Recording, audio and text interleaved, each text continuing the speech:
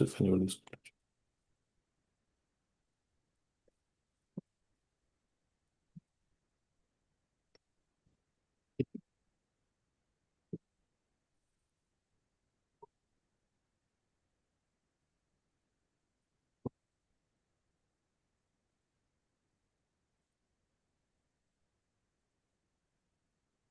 Okay, so we'll continue with the Isopanishad. Let me share my screen.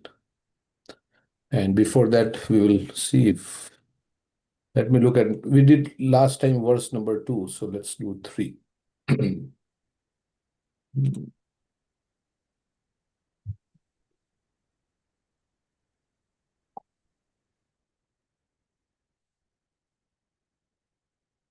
So,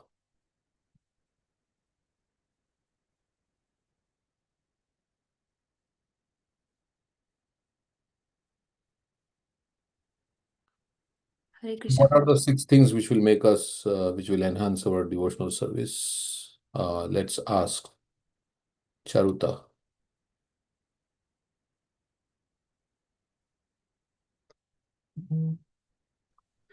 Six things that will enhance devotional service. Yes. Yeah. Utsahat nishchayat dharya tattat karma pravartanat. Sangatyagat satovrite, which means utsaha means enthusiasm. Nishchaya means determination. Dharya means courage or Patience. patience. Patience. Tattat karma pravartanat means following the footsteps of advanced devotees. Is that how we explain? Yeah. Tat karma pravartana. Pravartan means which will increase, to propagate, pravartan. Those activities which are favorable for devotional service. So tat karma pravartana means doing those activities which are favorable for devotional service, like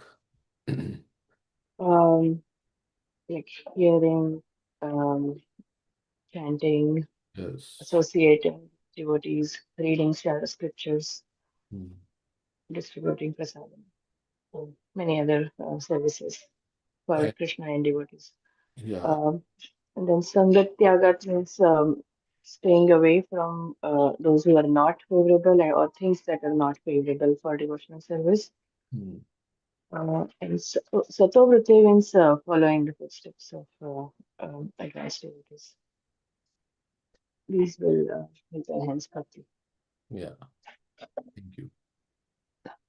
So tell in your life, let's ask Madan Mohini Mataji.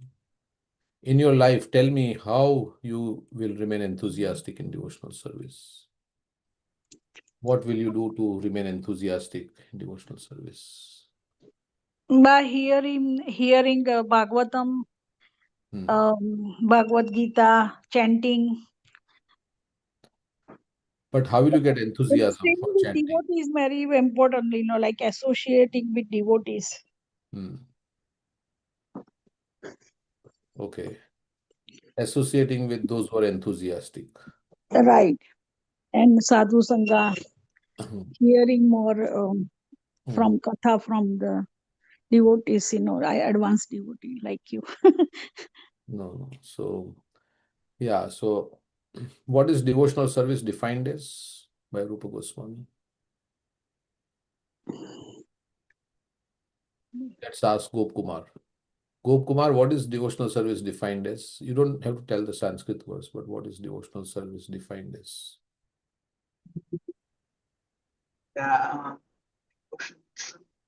Any service in the temple or any service providing to for our movement. That is called devotional service. Yeah, any service done with devotion for Krishna is devotional service. But okay, let's say what is topmost devotional service? How it is defined? What is topmost devotional service defined as?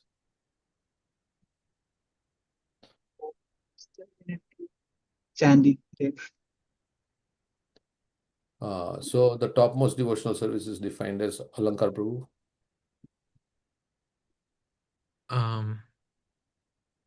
Is it Anya Bilashita Shunyam?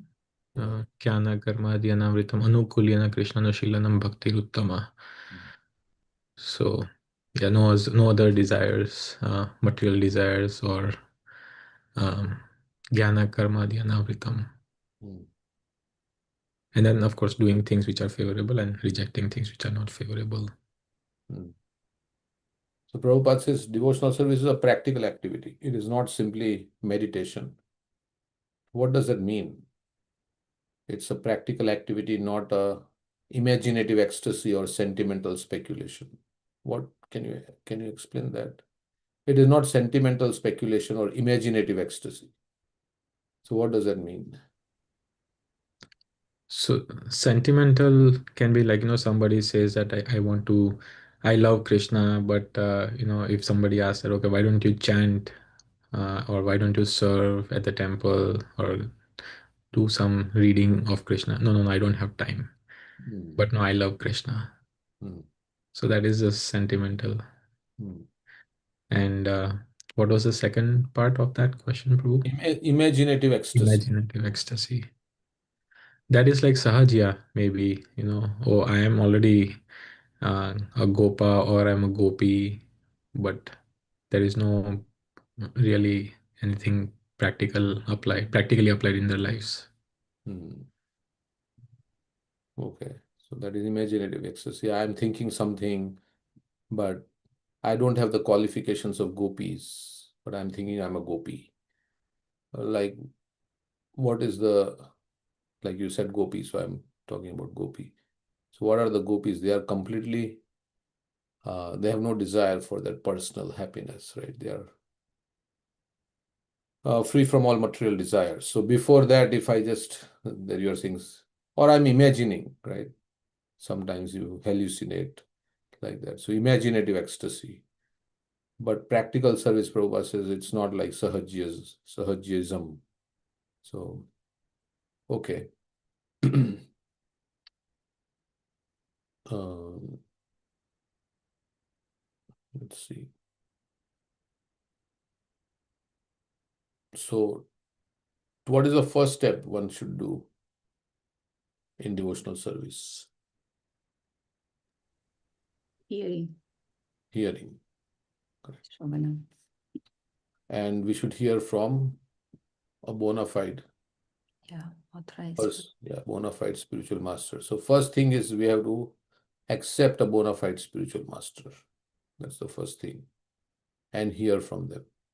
As spiritual masters, you could say, and hear from them. Okay. Then we should be enthusiastic, Prabhupada says, about what opportunity we have. What is the enthusiasm for? What is the opportunity we have gotten? Human form of life.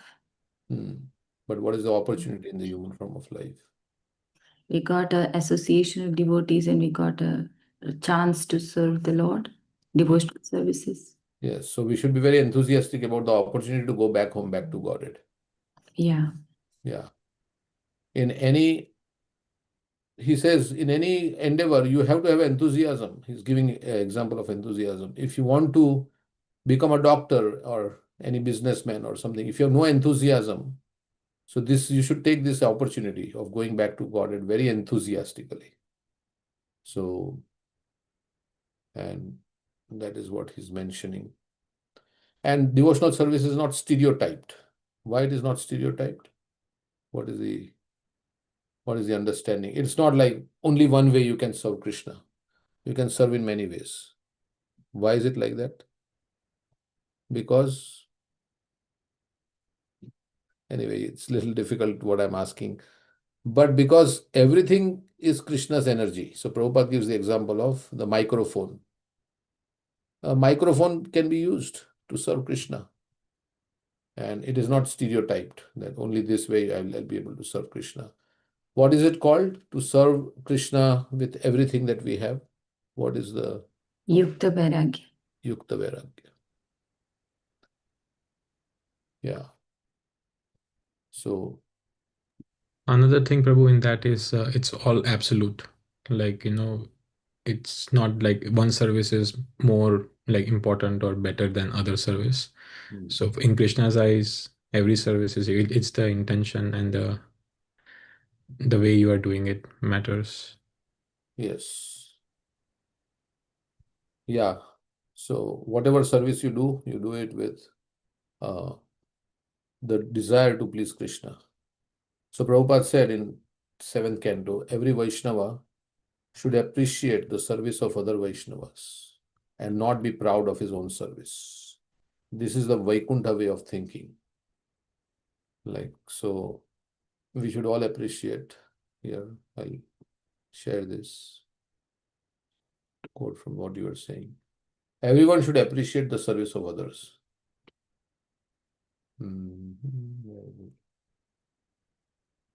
Everyone should be friendly for the service of the Lord.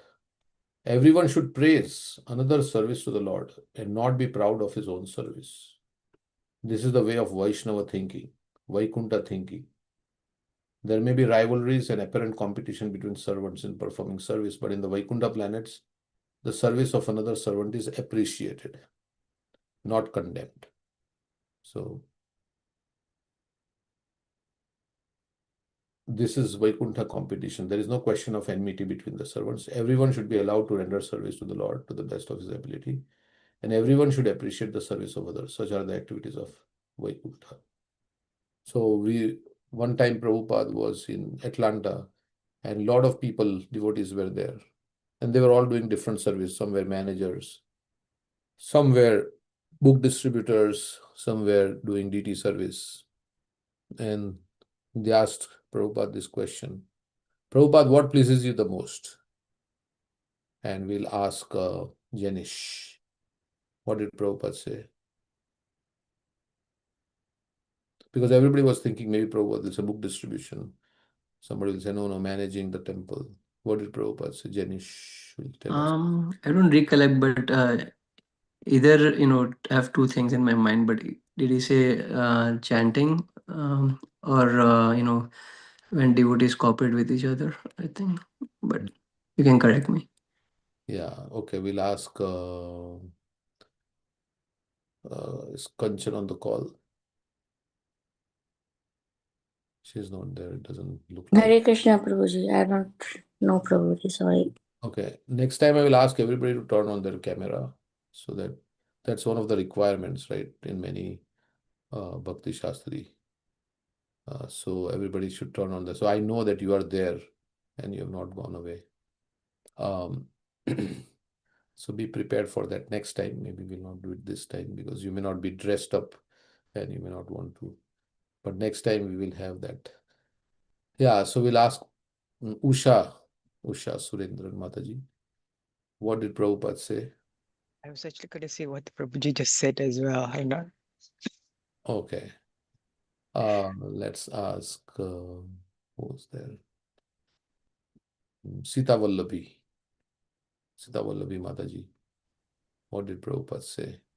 I really don't recollect it, but what my understanding is, like, in whichever department you are good, and just our goal should be to serve Krishna, not to be competitive. Not big. Okay. And Braj Kishori Mataji? She's there.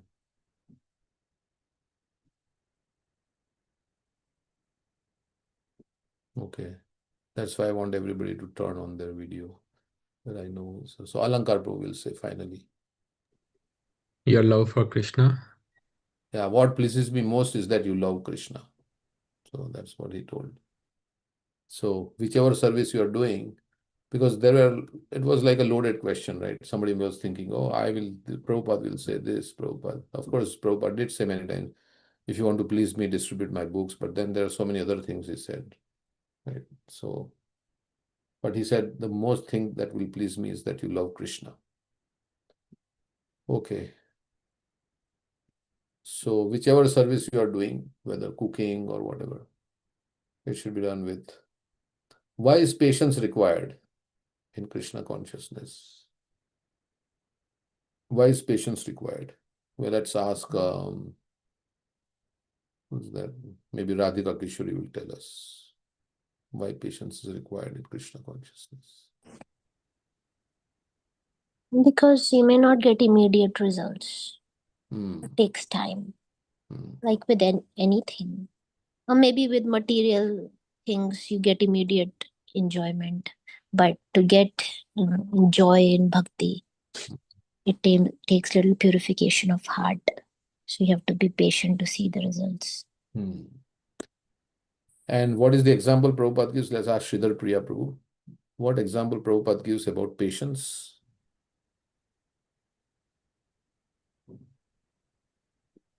I mean, No, Prabhuji, there can be so many examples, but it's I'm not really recollecting. Okay, so who I have not picked up so far? Dwarkanath Prabhu. What example Prabhupada gives about patience? Hare Krishna Prabhu. Yeah, Prabhuji, I can don't- I? Yeah, I got something, so I can. Okay. So, Prabhupada, he said that, yeah, like if a man is getting married with woman, and it takes time, yeah, to get the baby. So I think, yeah, to patience. Yeah, you have to have patience. So at least 9 months it will take. Right. One more, but for the baby to be born. So enthusiasm without patience is what? In the mode of Passion. passion. Yeah, you are very enthusiastic, but there is no patience. Then it is in the mode of passion. Because you want passion, you want immediate results. It should happen fast. And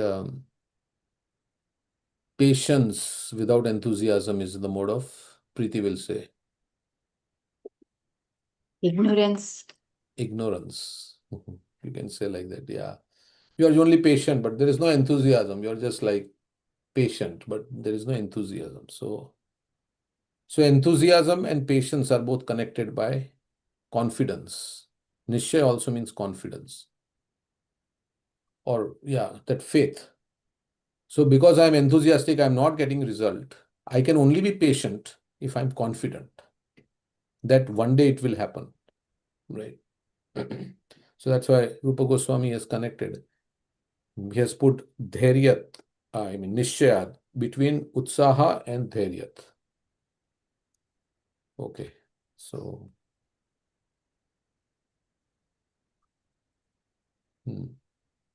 so let's see more.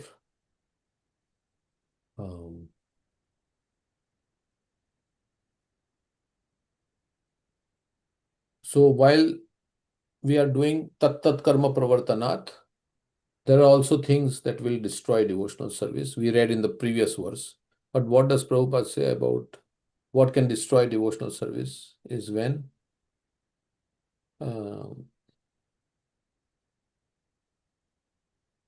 we do aparadh, aparadh. devotees That is aparadh. there, yeah. When you neglect the regulative principles. So you neglect the regulative principles, which is illicit sex, meat eating, gambling, intoxication. Then a devotee should be very enthusiastic about following these principles also. We are saying hearing, chanting, and all this, but other principles means no. The no part also, one should be very enthusiastic about following that. No part. The do's, yes, we should be enthusiastic about the do's, but we should also be enthusiastic about avoiding the don'ts. So that is Vaidhi Bhakti. Otherwise, what is the example we give? That we are trying to do devotional service, but it is not giving us the result. What is the analogy that we give sometimes? Maybe Alankar can say. What is the analogy we give? We are doing devotional service, but we are not getting the results. So what is the analogy for that? Okay, we will ask Dwarkanath Prabhu. This is in Prabhu Nectar of Instruction? Yeah, I mean, we have discussed it, but it may not be directly in the purport.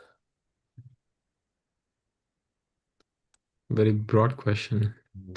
What is the analogy? Dwarkanath Prabhu? Hare Krishna Prabhu. I don't recollect. Sorry. Okay, we'll ask who else is there? Kanchan, we'll ask Kanchan. Let's see. She knows. Others know. I mean, they are also, I'm asking all the people who are joining. So, what is that? Okay, we'll ask Madan Mohini Mataji. What is the analogy? That we are doing devotional service, but we are not getting the results. There are so many analogies, but maybe give me one. I said aprad, when we do devotees aprad, then we are not getting result. Yeah, but aparadha, yes, that is true. Bahu janma kare yadi shravan kirtan. Bahu janma kare yadi shravan. Prabhu, तबु तो ना पाए कृष्ण पदे प्रेम धन. Aparadha is there, yes. is But it go ahead. is it about pouring water in the fire or something? You're trying to ignite the fire, but you pour the water after that. There is 3 analogies that you are trying to light a fire, but you have to stop pouring water. It means you have to stop doing aparadh. Aparadh is like that. Stop doing activities which are contrary to devotional service. That is, yeah. So if you're lighting a fire, you have to stop doing. Otherwise, you can't pour. When you do activities contrary to devotional service, and still you're trying to, progress in devotional service, then it becomes slow. So we have to stop. So that's why we have the regulative principles and all these things. How about ninda? Yeah, that is all in the unfavorable activities. All the aparadh. And another example is the man rowing the boat, right? The bridegroom's party was rowing the boat. Whole night they were rowing to reach the other side, but they did not remove the anchor. So morning time, they were still in the same place. So we may be chanting, but if you are not avoiding Vaishnava Aparadh, these regulative principles, if you're not doing this, then our progress will become slow. So we may be doing so many activities. So if you want to go fast, then, and also the other example is what? Radhika Kishore, tell. There are parasites or insects in the stomach. Bhaktisiddhanta gives you. You're eating nutritious food, but still you're not healthy because it's being eaten by those worms in the intestine. Worms in the stomach, they are deriving tapeworm or whatever it is, I don't know, but they are deriving all the nutrition. So they are not able to, you are not able to derive nutrition because of that. What about this one? Elephant, bathing and then again going in the mud. Yeah, that also you can say. Yeah, there are so many analogies. I also heard that if somebody is just walking on the treadmill and they're not going anywhere, just walking. Yeah. So one devotee was in his lecture has mentioned that. I mean, if you don't go anywhere, right? You're just doing it, and if of course they're burning calories, so maybe they're walking. But yeah, it's like it's an analogy. Yeah, so I understand what you're saying. Oh, I've got one more. Go ahead. Bucket with the holes. Oh, yes, that's another nice analogy. We tried Also, to of the gun without the gunpowder, you're firing. Yeah, that is about Mahatma Prabhu says that's about what? Chanting, right? Chanting mechanically. Yeah, you're chanting, the sound is coming, but your mind is not there, then it will not have effect. I mean, it has effect other example is that if you touch fire, even without knowing it, it will burn, right? That's also, they say. If you take a pill without knowing the chemistry of the pill, it will still act. So that also is there. But if you want more effect on chanting, then you should. Yeah. You can't defeat Maya by just having a gun which makes a sound, with no bullet coming out. So you can't defeat your enemy like that. Because after some time, the enemy will know that, oh, this is just a fake gun. It is just making sound, but no bullet is coming out. So let me go and attack. So like that, we can think if our chanting is not proper, just speaking, then Maya will capture us. Okay. Then, so Prabhupada says that if you want to make spiritual advancement, then you should give up the association of non-devotees and you should live with the devotees. He talks, the Narottam Das Thakur Tandera Charan Sevi Bhakta Sanivas. So we should live in the association of devotees and give up the association of non-devotees. So sometimes we can go and live, like, of course, we have families, so we may not be able to live in the temple, but some close place, like people go to New Vrindavan, they live in the guest house, and then they come to the program, like that. So we should take break and spend, like the retreat, spiritual retreats. You go and spend time, like some of you are going to Vrindavan for Bhurijan Prabhu's retreat. So take a break and live in the association of devotees in a spiritual environment to boost, to give a boost to your bhakti, right? So, which can be done anyway, anywhere. So Prabhupada says this international society. And we should not neglect the regulative principles of rising early in the morning. Prabhupada says, in the Krishna consciousness movement, we require everyone to rise early in the morning, attend Manglarti. There was one letter Prabhupada wrote. Of course, I'm telling this to myself also. So, but we should keep this as our goal. He wrote to one senior leader that if you as a leader are lax, then everyone will be lax. So, of course, now we have congregational. That time it was, yeah, here he says, let's read the letter.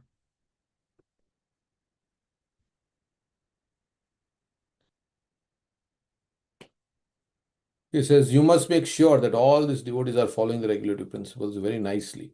Everyone must rise early, take bath, attend Manglarti, chant at least 16 good rounds, attend class, and follow the 4 regulative principles strictly. If these things are lax, then there is no question of spiritual life. Anyone who does not accept these things staunchly will have to fall down. You must teach them by your own personal example, otherwise, how will they learn? If you are loose in your habits, then everyone in your temple will also be loose in their habits. So, as one of my elder disciples, be strong. Do not deviate, and you will be blessed. Like yesterday, Adikarta Prabhu, whole day he was distributing.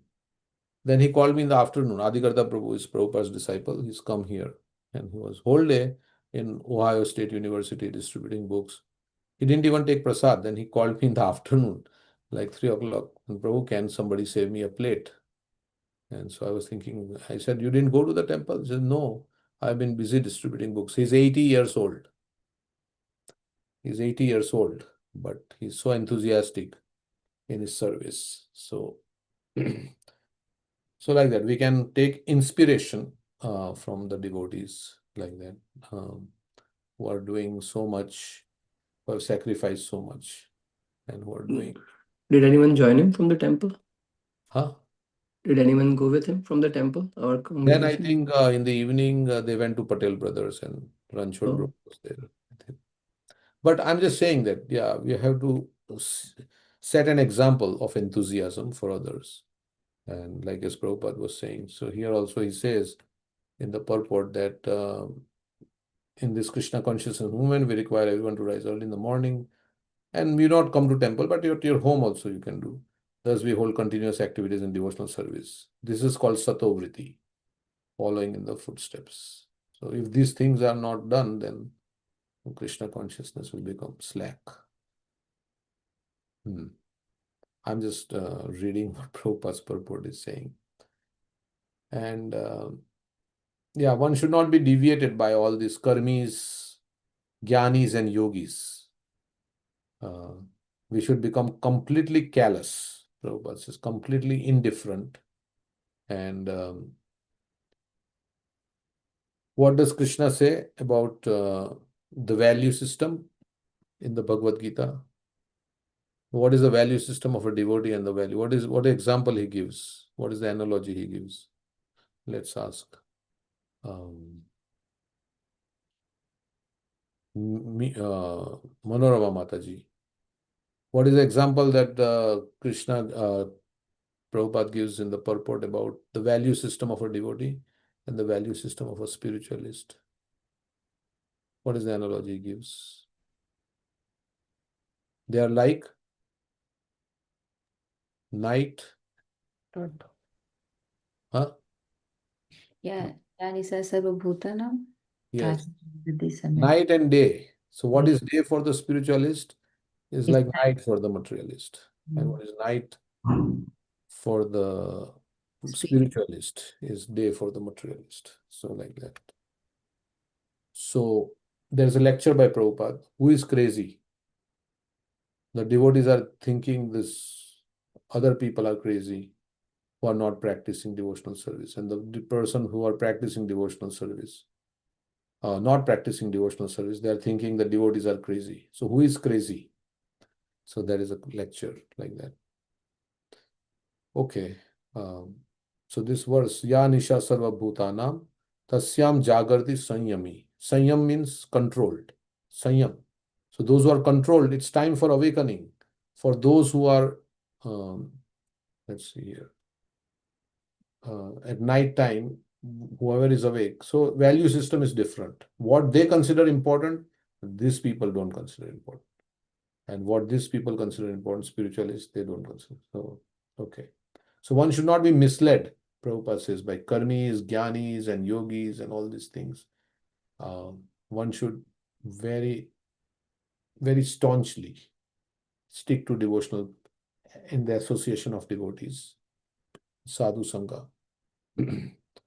So there are 5 items of devotional service. Who knows?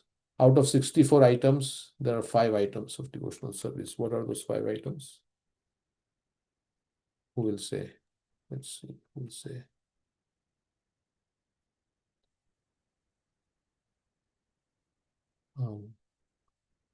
Gop Kumar. What are the 5 most important items of the 64 items of devotional service? Hearing, chanting, Hearing, chanting, yes. Hearing Srimad Bhagavatam. yeah, chanting. Vishnu Smaranam, Atma Nivedana. No. Not, yeah, that is there. Smaranam is ultimately the goal of everything, but maybe Alankar Prabhu, you want to say. So this is the Panchanga Bhakti, right? Sadhu Sangha, Nam Sankirtan, then Mathuravas. Bhagavad Shravan. Bhagavad Shravan, yeah, hearing the Bhagavatam, Mathuravas, and The deity worship. Yes. Srimurtira Shraddhaya Seva. So Is first there one, an acronym for this, Prabhu, to remember these? DT devotee Nam Dham Bhagavatam. I remember like that. DT devotee Nam Dham Bhagavatam. So yeah, of all this, the most important is sadhu sangha. Of course, sometimes we say chanting the holy name.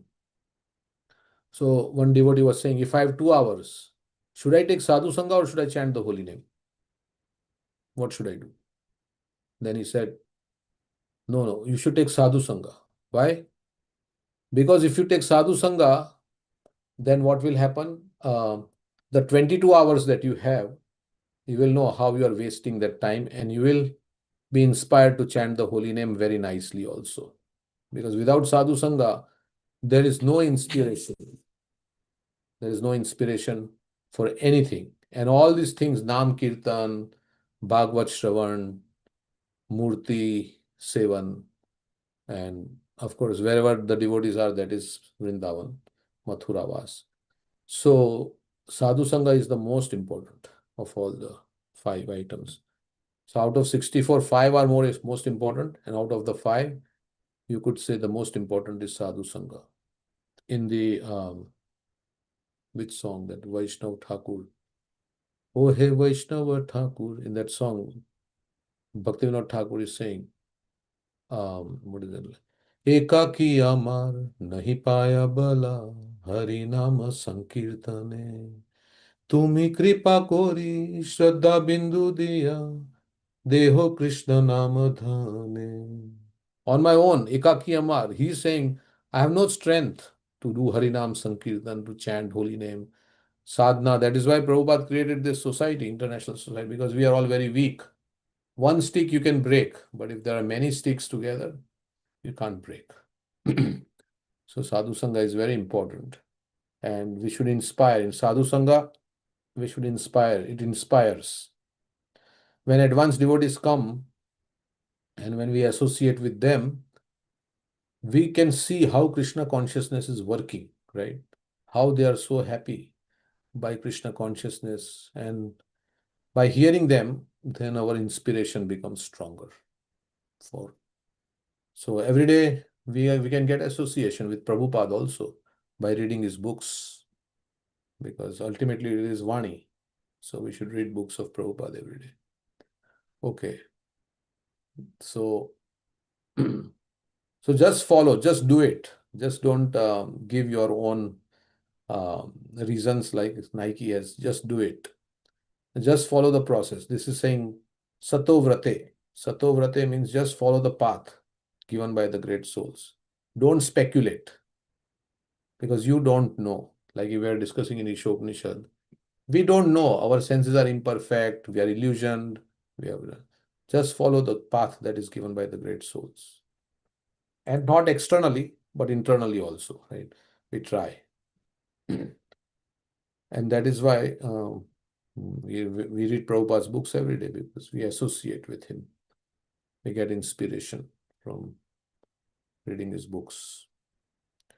Okay.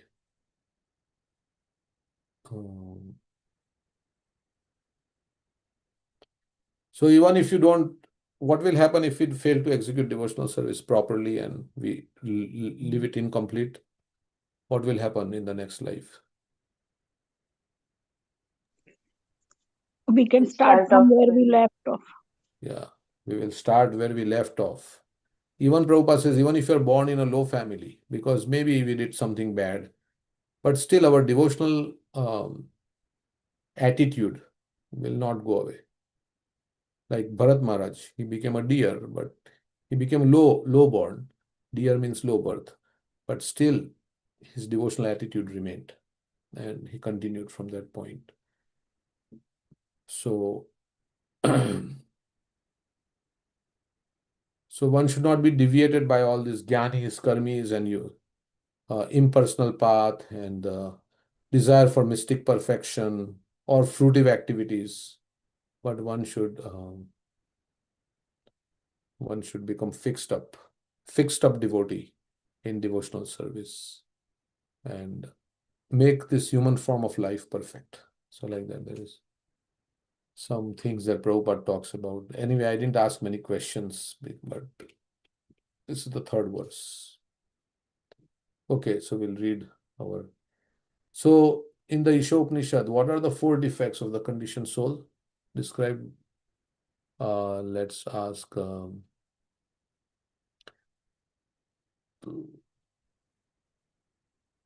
Dwarkanath Prabhu, what are the 4 defects? Prabhu, are those like cheating, making mistakes, and Okay, we make mistakes. That is one. Yeah. Cheating propensity, you said second. Yeah. Then what are the 2 others? We are The illusioned. Huh?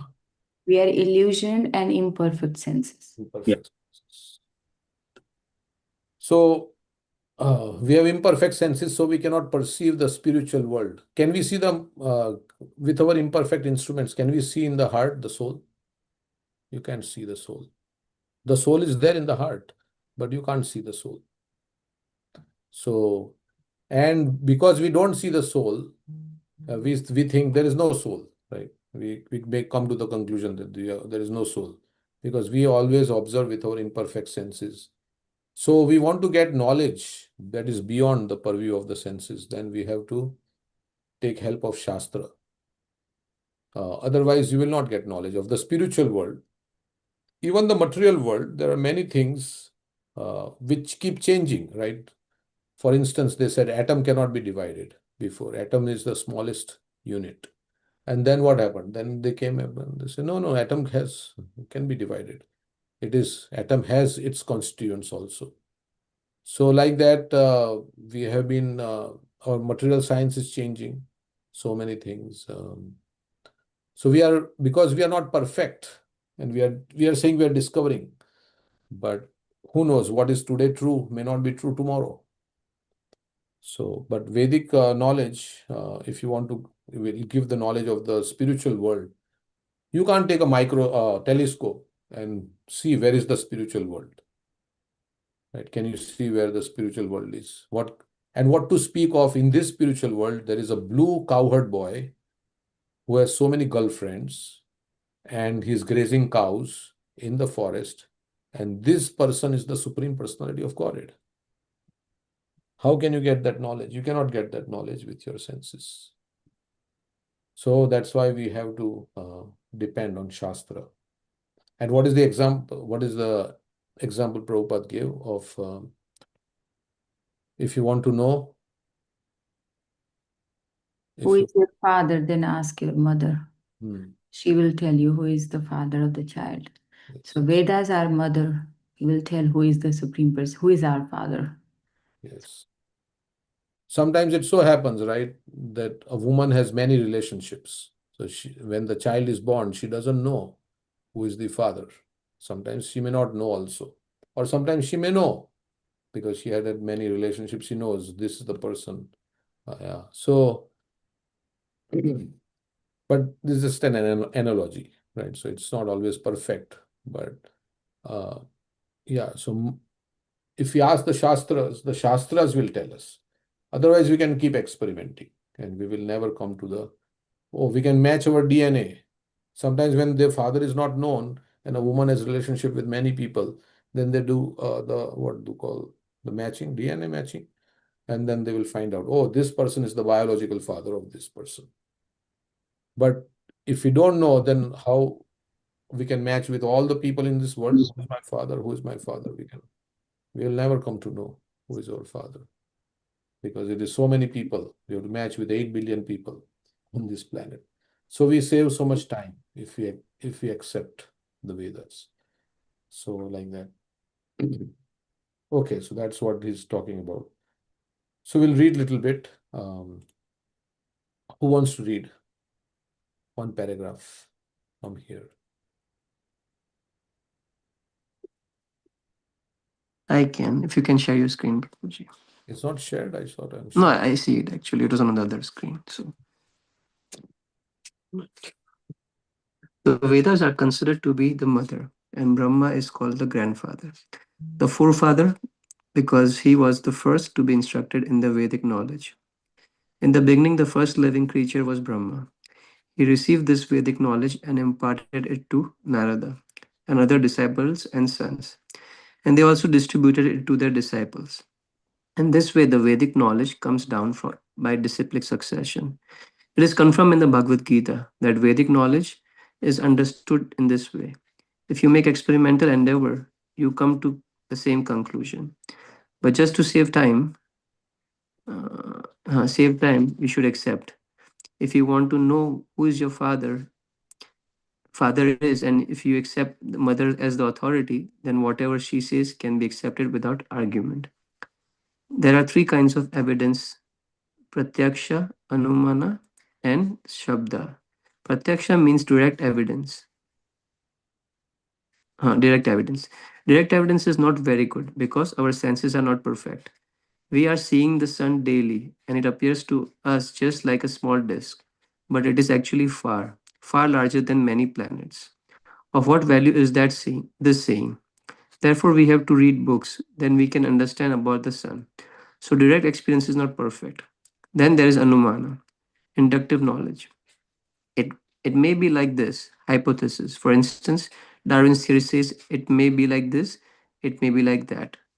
But that is not science. That is a suggestion, and it is also not perfect. But if you receive knowledge from the authoritative source, that is perfect.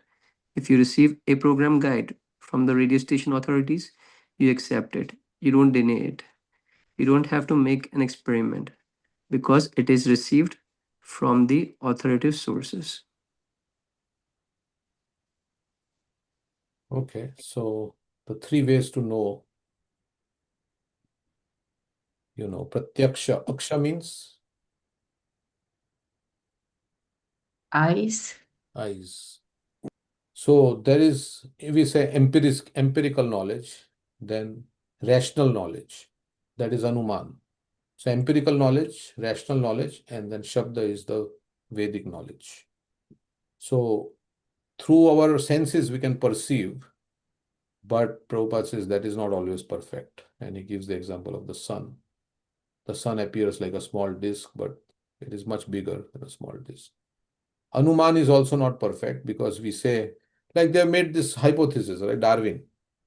Oh, human beings look like monkeys, right? And so what happened? The monkeys evolved into human beings. The tail disappeared. They were moving on four legs, and then slowly they stood erect, and the two other things became hands, and they became legs. Something like that. They have made up a theory. There is a book by Michael Cremo, in which he has refuted all this, that how human beings came from monkeys. They have tampered with the evidence to prove all this is true, but it is not actually true. So there is logical inferences, and there is also cheating propensity. Cheating propensity is there because we want to prove our point. So what we will do is we will take a theory and try to satisfy what we want to, what I like. Like somebody was saying, um, I'm already convinced. Don't present the facts. I'm already convinced. Don't present the facts. Means I've already made up my mind, Don't present the facts. I've already made up my mind that this is the way it should be and this is how it should be. Don't present any other facts. So, so that is what we are. We want to always be like, protect our ego. So we always want to feel we are right. And so like that Anuman, so we have cheating propensity also. And they have made all these theories. So Prabhupada says that if you accept knowledge from the Shastra, that is perfect knowledge. And Pratyaksha and Anuman are not useless. But if they contradict the Shabda Praman, then you cannot accept it. So Pratyaksha and Anuman are valuable as long as they support Shabda Praman. But if they contradict Shabda Praman, like Pratyaksha may say there is no soul because we can't see the soul. So that's not correct. Or there is no spiritual world because we don't know. So there is agnostic, They say, no, we don't know if it exists or not. So, but Shabda Praman we accept. That is how we can know. So it requires a leap of faith to accept all these fantastic descriptions in the Bhagavatam of Mahavishnu breathing in and out universes. It's not so easy for a common man, right? Because how we have no experience of somebody lying down in the causal ocean and breathing out universes, like from the pores of his body, and that also from the pores of his body. So how huge that person must be. So we have no experience like that. So we tend to think that is mythology, but actually we should keep faith. And faith is strengthened when you follow the process and when you get results. Like you put money in the bank, because every time you use your ATM card, you get money back. So your faith in the bank increases. So you're getting results. So similarly, when we chant Hare Krishna, we may not be able to understand everything. So sometimes we have to park our doubts. You park it. Means you take a box, put your doubt in the box and close it and keep following then after some time, when you are more purified, then if you open the box, the doubt may not be there. The thing that you put may not be there. So many things can be resolved by devotional service. If we purify our consciousness, we will be able to perceive so many things with purified consciousness, which we cannot see with material consciousness. So like that also. And then some things are not perceivable, so we accept it. Another way, when I have doubts, what I do is I look at all the acharyas, Prabhupada, Rupa Goswami, all these great Madhvacharya, Ramanujacharya. All of them are bluffing that they're talking about the pastimes of Vishnu or Krishna in Golok Vrindavan, and they're writing in Vyasdev himself. They've all written fairy tales. And this is all what scientists are saying, that there is nothing beyond matter. Is this true? So you have to, how can it be? So many saints in every tradition, they are talking about kingdom of God, the spiritual world, and how we have to go there. So how can we say all this is false? All these great souls, saintly people who were not attached to sense gratification, or they did not have any personal agenda. They are speaking about God. And I have to believe these people who have motives, they may not have motives or may not have motives, I don't know, but scientists are saying with their limited perception. So then we have to pick who do we want to, whether the science, or if science is good, but it has its limitations.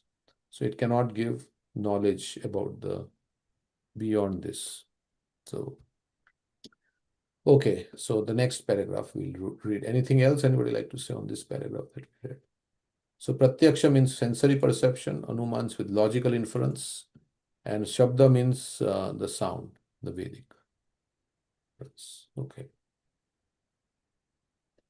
Anything else? So, Prabhu, I mean, just to counter what you said, Yeah. just for understanding this, somebody can also say, okay, how many you said, for you, you see that how acharyas are understanding it, that they have accepted this, so many acharyas. But then on other hand, there are so many atheists. Yeah. They are also considered like, more, if you have a ratio, there are more atheists or more agnostics and all these people who are considered, more intelligent, like according to all these scientific measures, IQ and whatever.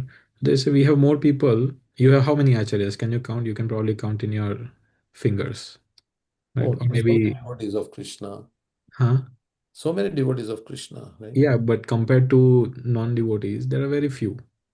But you have to see the character also of the people who are speaking about God, right? How they are selfless, saintly people, how they have all the good qualities. But that is just their way of living. It's not necessarily proving anything. Somebody like Bill Gates also may be very acting very saintly, but Yeah, so you may say, well, yes, other people also have good qualities and they are denying it's God. yeah, it's like probably buying into a narrative, right? If you have like if you are like, okay, this is going on YouTube live, but I don't think anybody Yeah, go ahead. like if you are bought into Al Qaeda's vision, like ISIS, like you have understood, now you have understood the narrative and you just agree with it. So now no matter who comes and who Yeah, like, somebody was saying that all the time you are talking about Krishna, so naturally you will think of Krishna, right? yeah, Somebody and you else is associate talking with those. about the business, then they will not naturally in his mind also he will think about business. Correct. So Yeah. it's all about buying into a narrative. So then the other thing is, as Prabhupada said, okay, there may not be Krishna, there may not be Yamaraj, but whatever we are following is giving us happiness, is giving us solace, it's giving us satisfaction, it's giving us peace. So even if it is not true, let's say, like somebody asked this question to Prabhupada, but it's giving me happiness and I'm feeling contented. It is making me free from stress. And if you become more advanced, then you can see Krishna face to face also. For them, there is no doubt. Like those who see Krishna or they perceive Krishna, um, either in their heart, the yogis, or directly, as Prabhupada saw Krishna face to face. For them, there is no doubt. So that way you can take it also. But this chanting has given me peace and solace and happiness. So I like it. And Prabhupada says, but then he turned around and he said, but what if all these things were true? That if Krishna existed, Yamaraj was there, and you are now liable to be punished, then how will you at that point? It's too late. So there No, is Pascal's wager also, right? Pascal's wager. yeah. Is, if you don't, whether you doubt whether God exists or not, then at least you will not lose if you accept that he exists. But of course, that's not how we want to be always. We want to get reciprocation from God. So when you feel reciprocation, Yeah, ultimately it's our own experience. In that verse, Rajavidya Rajaguhyam Pavitramidam Uttamam Pratyaksha Vagavam Dharmyam. Of course, we're talking about Pratyaksha Praman, but here also it's saying that it's by direct experience one can realize the Yes. path of bhakti. Yeah, so it will give results. Pratyaksha. If you follow the process, then it will give results. It is science, but because we are not following it properly, partial results are coming, or no results, or very little results, or we are getting full results if you are following properly.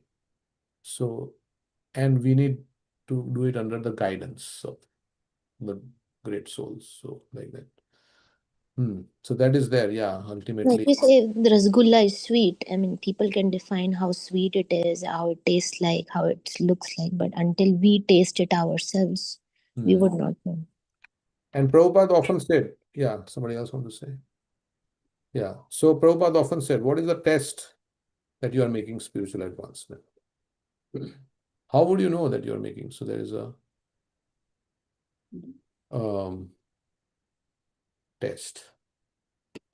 So how you know you're getting higher taste? So there are many. This is the test of advancement in devotional service.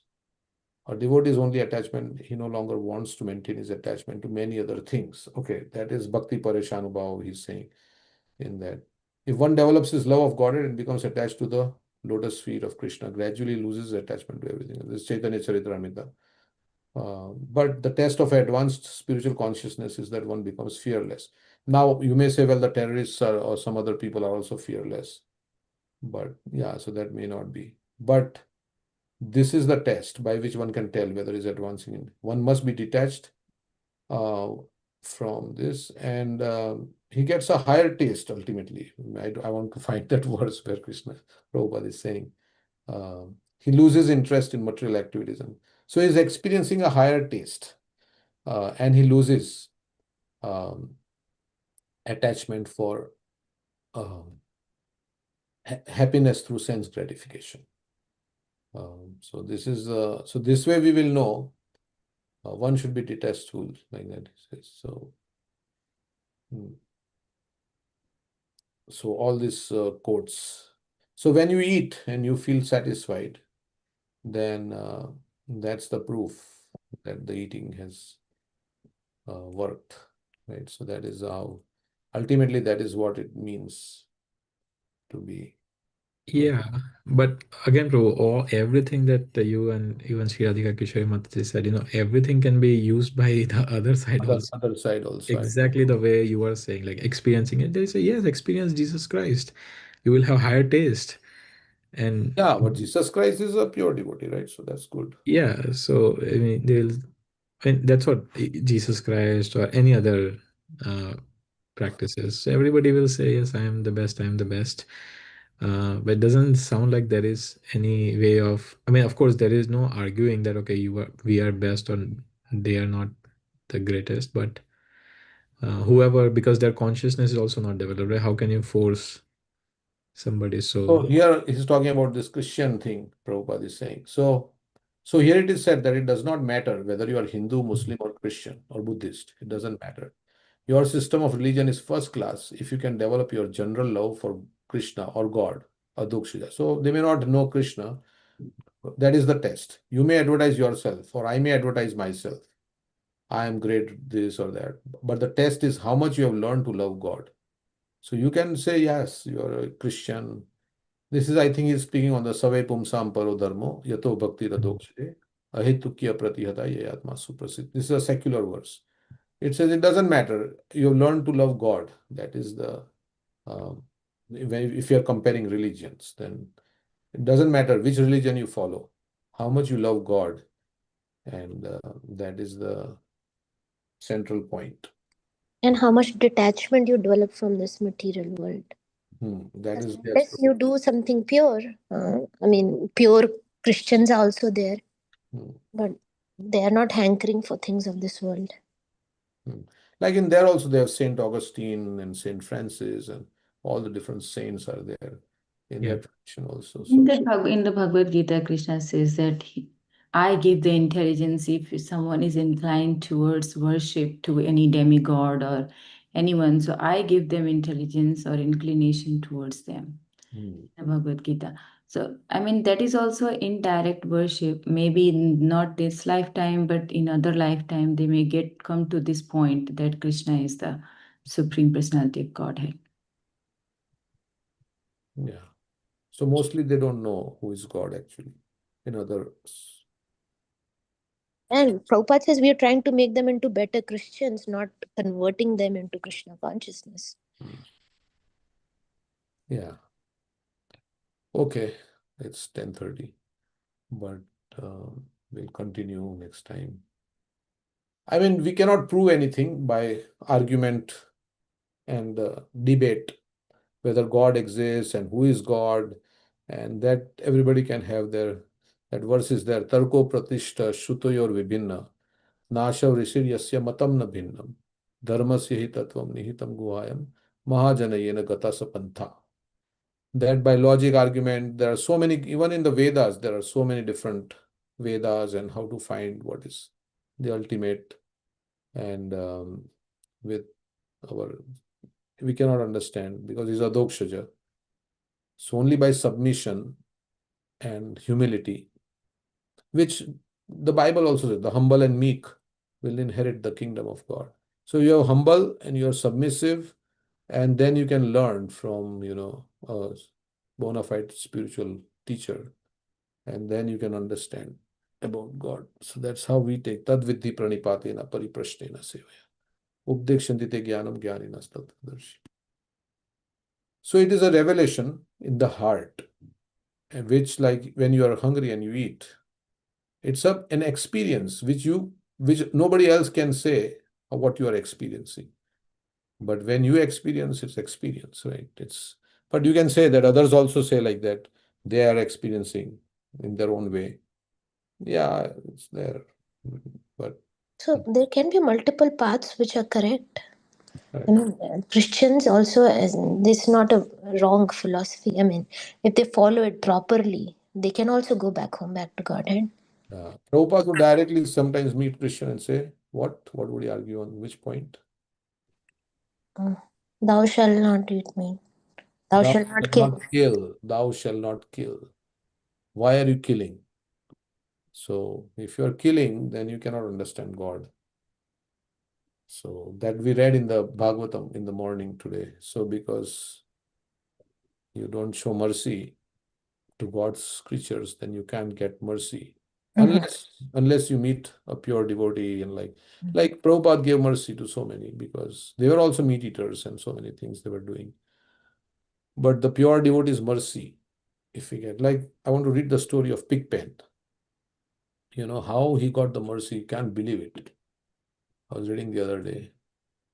Indradyumna Maharaj, anybody knows the story of Pigpen? Yes, we heard from Yeah.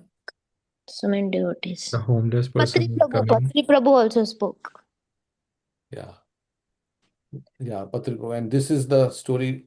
When Indradyumna Maharaj was there, this actually happened.